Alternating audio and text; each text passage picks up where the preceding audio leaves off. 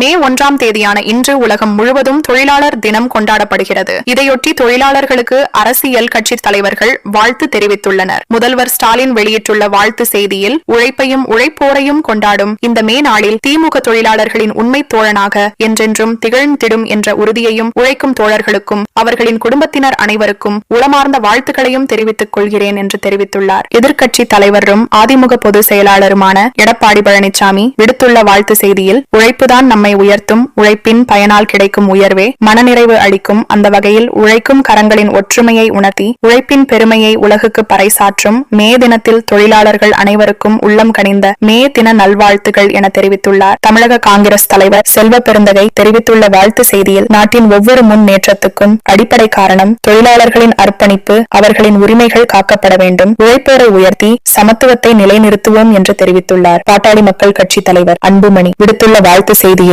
நியாயமான ஊதியம், விடுமுறை, 8 மணி நேர பணி, ஓய்வூதியம் உள்ளிட்ட சமூக பாதுகாப்புகள் என அனைத்தையும் வென்றெடுத்துக் கொடுப்பதன் மூலம் பாட்டாளிகளுக்கு ஒளிமயமான எதிர்காலம் அமைத்துக் கொடுக்க இந்நாளில் உறுதியேற்போம் என்று தெரிவித்துள்ளார். அம்மா மக்கள் முன்னேற்ற கழக பொதுச் செயலாளர் டிடிவி தினகரன் வெளியிட்டுள்ள வாழ்த்து செய்தியில், உழைக்கும் மக்கள் தங்களின் உரிமைகளுக்காக போராடி அவற்றை மீட்டெடுத்த மே தினத்தில் நாம் கண்டிருக்கும் வளர்ச்சிக்கும் முன்னேற்றத்துக்கும் முதுகெலும்பான உழைப்பாளர்களின் உழைப்பையும் தியாகத்தையும் போற்றி நினைவு கூர்வோம் என தெரிவித்துள்ளார். மேலும் ஜி.கே. வாசன், வைகோ, சண்முகம், வீரபாண்டியன், வேல்முருகன், ரவிபட்சமுத்து, திருநாவுக்கரசர், ஈஸ்வரன், பெருந்தலைவர் மக்கள் கட்சி தலைவர் என்.ஆர். தனபாலன் உள்ளிட்ட அரசியல் கட்சி தலைவர்களும் மே தின